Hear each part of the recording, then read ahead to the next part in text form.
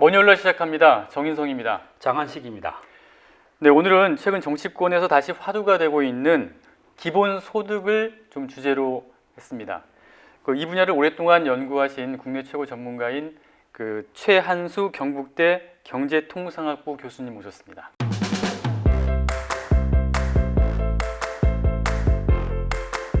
안녕하세요. 네, 안녕하세요. 네. 자, 요즘 기본소득 얘기가 언론에서도 계속 나오고 있고요. 정치권에서도 계속 시끄럽고 있는데 일단 기본소득이 어떻게 시작된 거고 개념이 뭔지 이걸 좀 설명을 해주시죠. 일단 아주 쉬운 말로 설명을 드리면 이제 꼬리표가 없는 돈이고요. 그냥 정부가 묻지도 따지지도 않고 모든 국민한테 주는 돈 이렇게 이해하시면 될 것 같아요.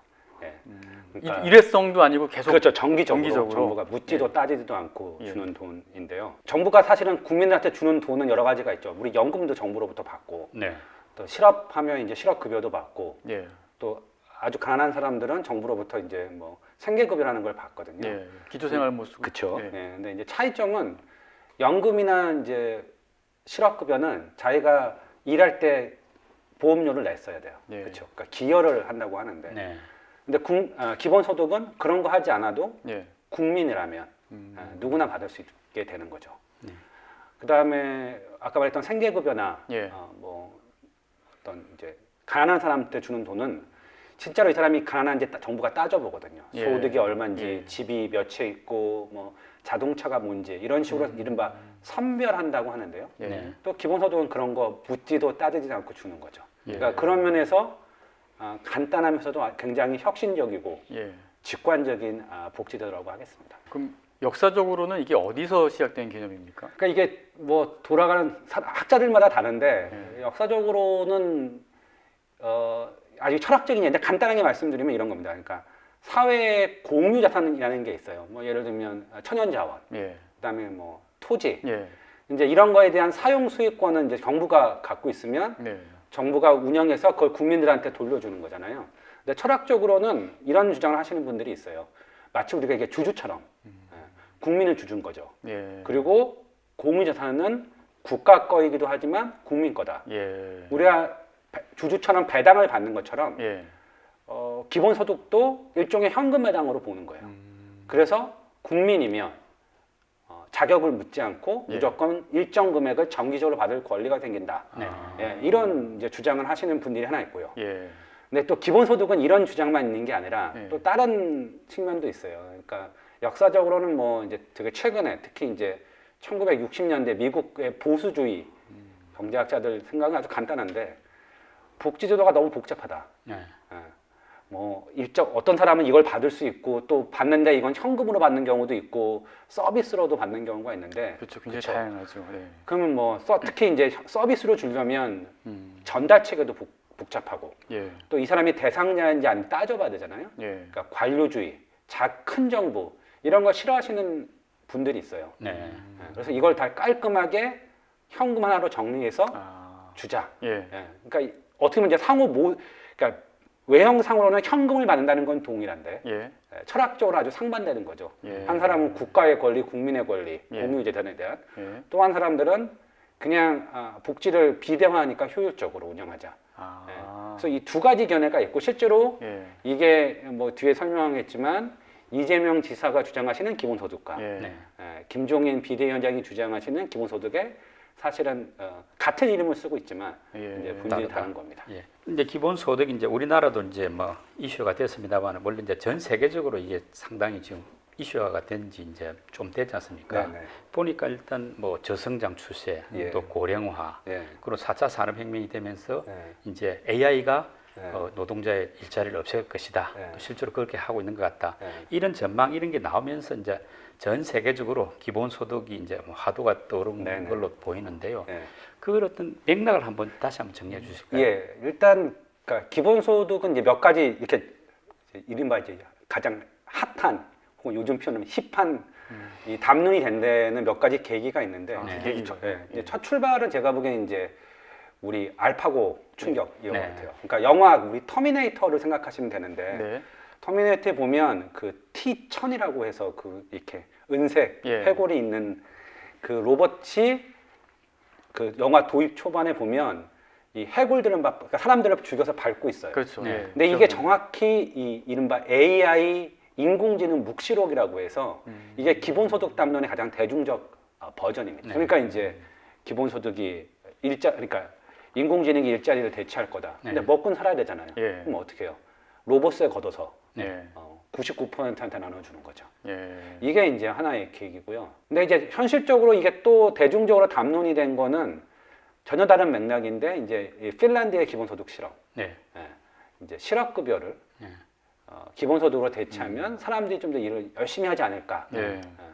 이게 이제 2단계고 네. 이제 3단계는 우리가 경험했던 이제 코로나19 시대의 예, 예. 재난지원금. 네. 그러니까 이 세 가지가 계기가 돼서 예. 지금 이제 기본소득이 일종의 대중담론, 가장 힙한 담론이 된 거죠. 그 방금 말씀하신 대로 이제 우리나라 같은 경우는 이제 코로나 긴급 재난지원금 이걸 이제 받아보면서 사람들한테 기본소득이 한시적이지만은 한번 느껴본 거 아닙니까? 네. 그거 이후에 이제 기본소득에 대한 관심들이 굉장히 높아진 것 같은데요. 네. 일단 그 긴급 재난지원금에 대한 평가들은 뭐 어떻게 보십니까? 전문가적인 시각에서 볼 때요. 한국 신용데이터라는 곳에서 예. 소상공인 매출을 주마다 공개해요. 그래서 제가 예. 이제 그거를 갖고 이렇게 살펴봤는데 예. 일단 소상공인 매출에 영향을 주는 건 뭐냐? 절대적으로 코로나의 위험입니다. 그러니까 환자 수가 확 늘면 예. 근데 자기 지역이 아니라 전국적으로 늘어도 네. 매출이 전년 대비 뭐 예컨대 80, 70을 떨어집니다. 이게 제일 중요하고요. 예. 그래서 경기도랑 인천이랑 코로나가 터지면서 전년 대비 매출 한 뭐 70까지 곤두박질 쳤어요. 그렇죠. 그러다 쭉 올라가다가 재난 지원금을 주기 직전에 네. 전년 대비 매출을 보면 경기도가 87%였고요. 네. 네. 그 다음에 인천이 91%였습니다. 그러니까 인천이 조금 높았어요. 예. 네. 근데 그 이유는 뭐냐면 아시겠지만 인천이 초기에 환자 수가 경기도에 비해 적었어요. 잘 막았거든요. 예. 근데 이게 15주 차, 그러니까 예. 올해 들어서 15주 차에 경기도가 재난 기본소득을 1.2조를 뿌리거든요. 예. 네. 딱 한 주, 그게 한 달 만에 어떻게 역전됐냐면 경기도가 107% 전년 대비. 그다음에 인천이 102%로 역전이 됩니다. 예. 더 늘었네요. 그렇죠. 예. 그러니까 뭐 이게 저 그림을 보여드릴 수는 없는데, 네. 그러니까 쉽게 생각하면 재난지원금 주기 전에는 인천이 앞서고 있다가 예. 한 달 만에 경기도가 뒤집은 거죠. 네. 이거는 고스란히 재난지원금의 효과예요. 그러네요. 네. 근데 재밌는 사실은, 그러니까 이것만 보시면 다 주는 게 맞다라고 생각이 드는데, 예. 재밌는 사실은 15주에서 20주 사이에 이제 정부가 재난지원금을 뿌립니다. 네. 예.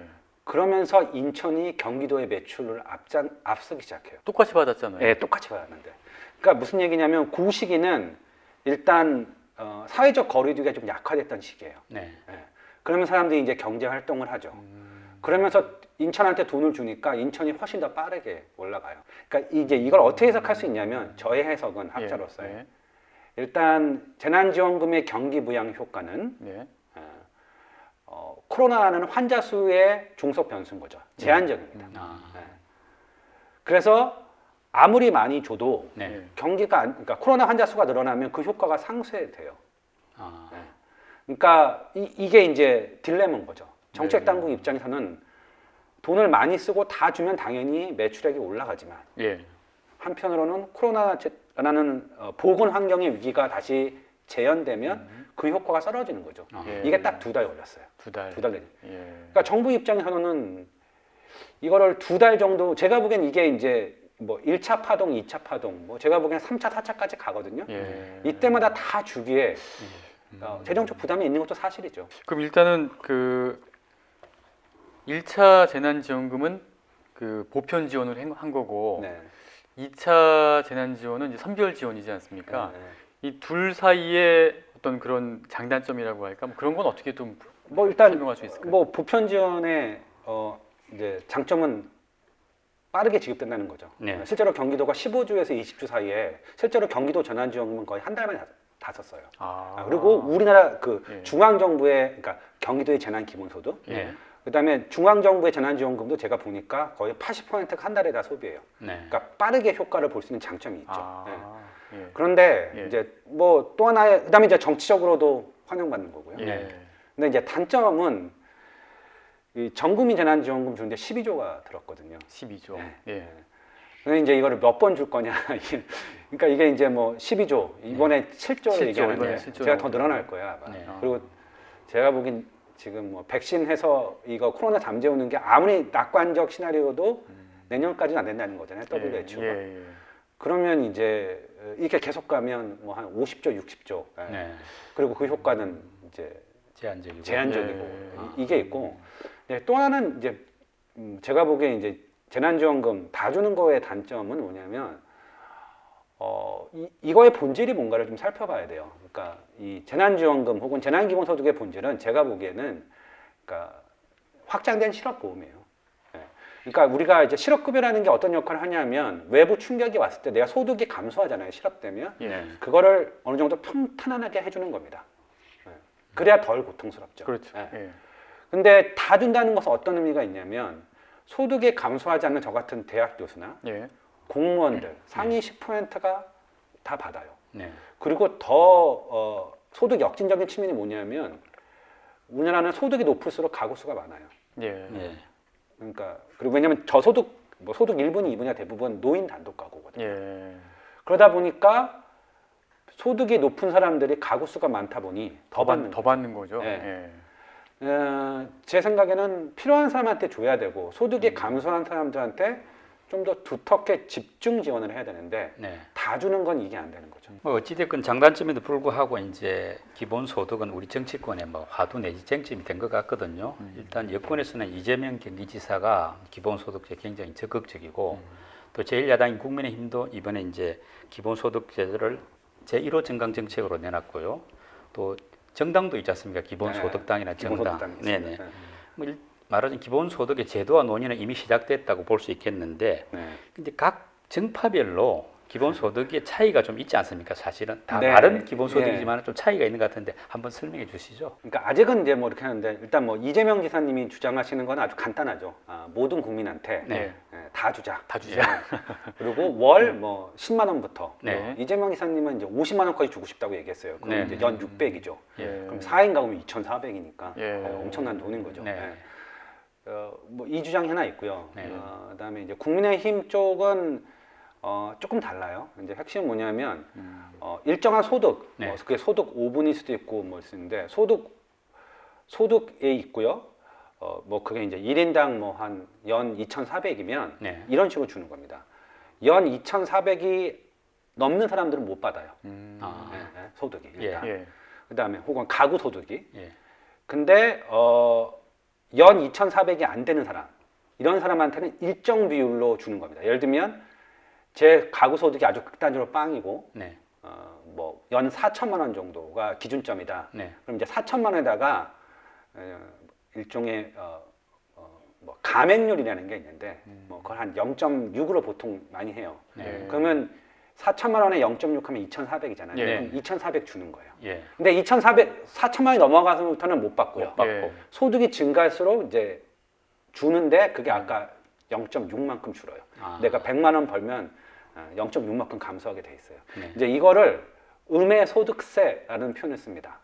혹은 뭐 한국형으로는 안심소득제라는 표현을 쓰는데요. 국민의힘 쪽은 뭐냐면 딱 기준점을 정해놓고 모든 사람한테 똑같은 금액을 주는 게 아니라 어느 최소한의 소득을 보장해 주는 거죠. 그러니까 최소 소득 보장 제도죠. 저소득층 위주로 지원을 해야 된다 그런 측면이 뭐 일종의 근데 선별은 아닌 게 이제 딱 소득 하나 가지고 뭐 이렇게 자르는 거 선별이겠네요. 그러니까 선별이긴 한데 소득에 따라서 하니까.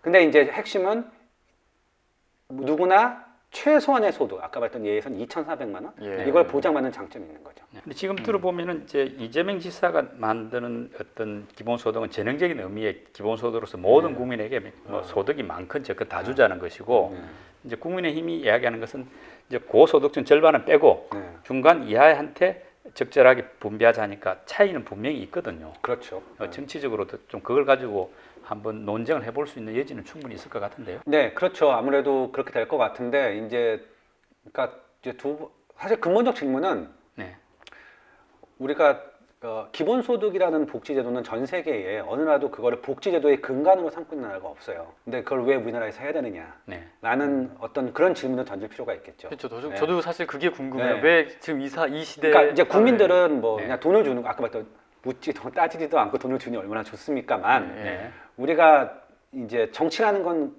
어떨 때는 국민의 의견을 귀담아 들어야 되지만 어떨 때 또 국민들 설득해야 되잖아. 이게 아니다라고. 네. 그러니까 그 문제에 대해서 뭐 이제 이재명 이사님은 굉장히 명확한 답을 내오셨어요 항상. 네.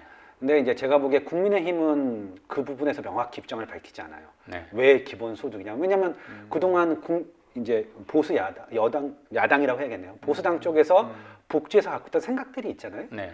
그럼 그건 다 어디 간 거예요? 돈 주자는 얘기만 하는데 막상 하면 그럼 왜 주냐? 네. 예. 그리고 어떻게 할 거냐? 네. 예. 아무리 뭐 절반만 준다 하더라도 몇십 조가 드는 돈인데 네. 그걸 지금 어떻게 마련할 것이며 설사 뭐 증세나 세출 규정을 통해서 그걸 마련했다 할지라도 그걸 반드시 기본소득이라는 형태로 줘야 되느냐 이건 논란의 여지가 있죠. 네. 그건 이제 제가 보기에는 여기 계신 언론 분들이 질문을 던져야죠. 근데 기본소득의 이제 장단점은 나름대로 나오지만은 네. 그 기본소득이 복지 정책이라고 보면은 이제 기존에 있던 복지 혜택을 뺏어 와서 주는 이런 측면 때문에 문제가 없지는 않지만은 네. 또 기본소득을 일종의 그 경제 정책으로 봐가지고 예. 지금 같은 경우는 그 수요가 부족해서 일어나는 경제적인 문제가 많지 않습니까? 그래서 사람들이 소비를 많이 해주고 그러면서 이제 수요가 진작되니까 네. 경제가 잘 돌아갈 것이다. 네. 이런 측면에서 어떤 기본적 소득의 어떤 장점을 봐야 된다. 이런 의견도 있더라고요. 어떻습니까, 보시기에? 그 주장 이제 두 가지 나눠봐야 되는데, 네네. 그러니까 지금 코로나19 시대의 기본소득이 일종의 뭐 상권 활성화 정책으로 의미가 있다. 이 네. 주장이 있고요. 네. 그게 아니라 이제 일반적으로 모든 국민에게 돈을 나눠주는 게 일종의 수요를 확대해서 네네. 성장에 도움이 된다 이건데, 일단 전자의 주장은 제가 보기엔 별로 설득력이 없어요. 가장 큰 이유는 아까도 말씀드렸지만 지금 코로나19 시대에 상권이 감소하는 건 사람들이 쓸 돈이 없어서가 아니라 그러니까 병에 걸릴까봐 안 나가는 거죠. 이제 제가 하나 예를 들면 제가 이것도 이제 해본 건데요. 재난지원금, 그러니까 중앙정부의 전국민 재난지원금 줬을 때 네. 서울, 경기, 인천에서 이제 우리 이제 구별 소득 수준, 그러니까 GRDP라고 하는데 9차원에서의 GDP라고 생각하시면 돼요. 예. 총생마다.